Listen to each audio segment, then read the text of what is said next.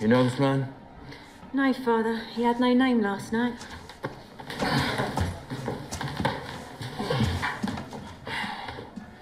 Brother. You have a priest for a brother? Cardinal.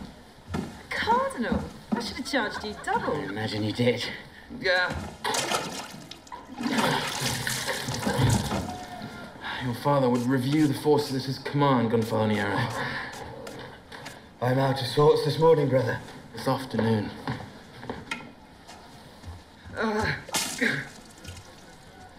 You know me, brother. I disapprove of lechery, debauchery, drunkenness. Which is why our father made you the cardinal. Why then did he make you a duke? Because lechery and debauchery are the very marks of nobility. Most of Italy has galloped to the French side. They've heard a sound that is new to their Italian ears. The sound of cannon. And the Gonfaloniere has other duties besides lechery and debauchery. There is the tedious business of war.